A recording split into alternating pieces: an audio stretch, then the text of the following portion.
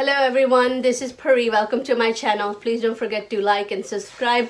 I'm here today with Miss Anjali Brannon, who is an Ayurvedic specialist, and we'll be talking with her today about what is Ayurveda, what are some basic principles, what are some contraindications, the different treatments that are available in Ayurveda, and also how we can incorporate Ayurveda in our daily lives and where to go and find out more information about Ayurveda. Hi Anjali, how are you doing today? Great. So I would want to initially start off with how you started Ayurveda and how long ago you've been practicing and started studying about Ayurveda. Yeah, so I used to work in Washington, D.C. area, and I had studied economics and Spanish and thought I wanted to go into economic development and realized that I didn't think it would make much difference. So I found myself soul searching for skills that I felt like I could sink my teeth into and really say I could make a difference. And Ayurveda just kept coming up inside of me. I had attended a lecture on it before and read some books, and it really made a lot of sense to me. So I went to the Ayurvedic Institute with Dr. Vasant Lad in 1998. It was probably the hardest thing I've ever done and the best thing I've ever done, because me and my husband moved from across the country, from Washington, D.C. to Albuquerque, New Mexico in 1998 when Ayurveda was not really that well known, and I didn't even know what I was going to do with it. But it was definitely a calling, and for 3 years I was blessed to study with him in Albuquerque as well as in Pune, India for 6 weeks. Okay. And then in 2001, I moved back here to Dayton, which is my hometown, Beavercreek. And I have been practicing Ayurveda in Beavercreek ever since, so since 2001. Oh, great. So how long the Ayurveda has been present in the world? Like, when did it initially start, or is there any history, about Ayurveda that we should be aware about? Sure, yeah, it's been practiced for over 5,000 years. So I call it a time-tested form of medicine. You know, back then they didn't have CAT scans and MRIs, but they found a very accurate system of pulse assessment from thousands of case studies, where they're feeling people's pulse. You can see what a person's mind-body constitution is that they were born with. And in Western medicine, you may call it syndromes. These particular people with certain constitutions have a tendency towards certain syndromes, you could say, certain ailments, certain imbalances. When you know what your mind-body constitution is, then you're better able to tailor your lifestyle, foods, exercises, etc. accordingly to maintain balance through the seasons of the year, but also the seasons of your life. Oh wow, it's very holistic approach in Ayurvedic medication, medicine in general, right? Yes, it's all about what is good for who, not just, people, so many of my clients will say, oh, well, I heard this is really good for you, so I'm taking it. But in Ayurveda, the question is good for who. Certain things are great for certain constitutions and, horrible for other constitutions. So you have to really find what your constitution is and then tailor everything accordingly. In Ayurveda, the best way that we do that to find the constitution is through the pulse. There's 7 different levels of the pulse. At the deepest level, you can feel what a person's mind-body constitution is. And then at the first level, you feel what their, what we call Vikruti, what their current state is. And then we can check 12 different organ pulses. So there's 6 on one side and then 6 on the other. And then we can check tongue. Tongue is like a reflex map to the different digestive organs, and you can see a lot about a person by looking at their health. Okay. By looking at their tongue. So I was really, these charts are from Dr. Lad's book, Ayurveda, The Science of Self-Healing, and then this is from his Pulse, Secrets of the Pulse book. The reason I chose to study with Dr. Lad is because he's a master of pulse assessment. And so I really wanted to learn from him, learn from the best. And so for 3 years, I was able to study with him and been practicing since 2001. And now I'm teaching the pulse. So I've been teaching pulse assessment classes for people so they can learn how to feel their own pulse, their own constitution, current state, check their organs. And it's awesome. That's great. So how is Ayurveda different than other forms of integrative / alternative form of medicines and practices? It's it's very holistic. It has, 8 branches of medicine. It's a whole medical system in its own right. Okay. In India, they practice Ayurveda and allopathy side by side in hospitals. And what's nice is they can detect things through the pulse.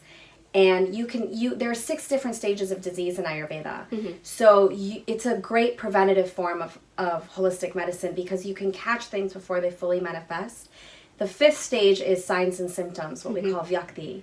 And that's in the 5th stage of disease. So you don't see the symptoms until the 5th stage, but you can catch them through the pulse before they start to manifest. You can feel the gases rising in the colon. You can see that is going to create some bloating or constipation if you don't nip it in the bud. And then when gases rise out of the colon, it could affect the joints and then start creating osteoporosis or arthritis. But I would say one of the differences of Ayurveda compared to other forms of medicine is it's very customized. It's very person-based because you have to really identify what that person's constitution is and what's the best way to help them. You also need to see which dosha we call dosha, which basket of qualities is out of balance, and then you address that with the opposite quality. And it's very comprehensive. So it's working with foods, it's working with herbs, it's working with exercise, lifestyle, colors, gemstones. So it's very comprehensive in its approach. Wow. So one thing I like to always kind of cover is what is a typical treatment? Like you get a client or patient come in, what will be like initial assessment or a typical appointment consist of? So what I do usually is I'll feel your pulse here at the wrist. And I will feel what your constitution is, and then your current state. Check 6 organs on this side, 6 organs on this side. Look at your tongue. Look at your fingernails. Will tell me, your fingernails will tell me if there's any mineral deficiency, if there's a lack of absorption, and I can see some of that through your tongue and pulse as well. And then I also have an intake form for you to fill out, so that kind of completes some information.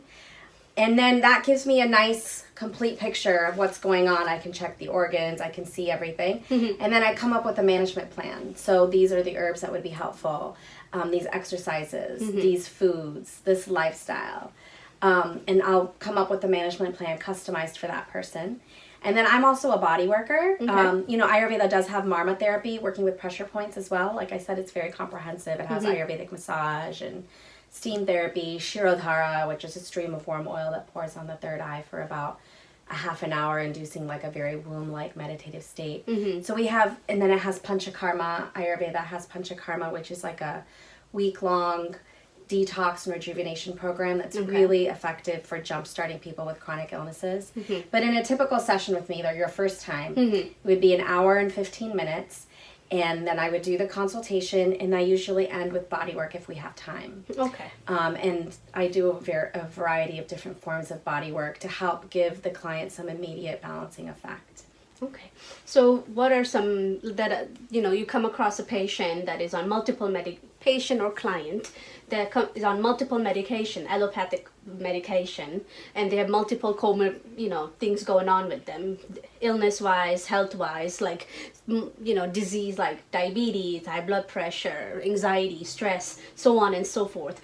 And how will that form, like when they're on all these medicines and Ayurvedic, how will they work together as an integrative form of medicine and not contraindicate each other? Is that something you come across as a challenge? So you can definitely, Ayurveda can definitely complement an allopathic approach. There are a few herbs that I have to be careful with, like licorice is going to raise blood pressure, so I need to make sure I'm not giving it to somebody that already has high blood pressure and things of that nature. But for the most part, these herbs that I'm working with are very safe. And people can take medications and do an Ayurvedic approach simultaneously, or they can do it separately. Either way works, and it definitely is a complementary approach. I don't feel like you have to just do one or the other. You can do both. Some people prefer just Ayurveda or just allopathy, and that's fine too, because every medicine has its place. Allopathic medicine is, renowned for its ability to deal in acute health emergencies, but Ayurveda, where it shines, is dealing with chronic ailments and digestive issues, sleep disturbances, weight loss, pain, and some of these more chronic underlying issues, depression, mental health, it can really shine there, and sometimes allopathic medicine doesn't always have all the answers in those situations. That makes sense. So is there a certain population that cannot, that is, depending on whether they're pregnant or nursing or elderly or the very young or the very old, is there a certain population you're more careful with or don't recommend Ayurveda with, or is it just it can work, help with different clients with depending on any age? Yeah, I have any age. I have a wide range of clients, from children to pregnant women to women who are wanting to get pregnant and having a hard time. And so I've helped a lot of women with fertility challenges, to men, elderly, in between. Yeah, so really any age, Ayurveda can be helpful, for sure. All right. So one of the things I wanted to cover is some of the common illnesses that Ayurveda you have briefly mentioned. But in the next video, I will be talking to her with, details about certain common ailments that she comes across with her clients and how she tackles them using Ayurvedic medicine. And is that okay with you? Or, and then lastly, I just wanted to ask, how can people incorporate Ayurveda in their daily life? Where can they go to get more information and learn more about it, or even seek consultation? Yeah, so I can start from where I'm at and then kind of go out from there. But we have Ayurvedic educational classes at my center. Janae is our office manager, but she's also an Ayurvedic lifestyle educator, so she's teaching some classes coming up.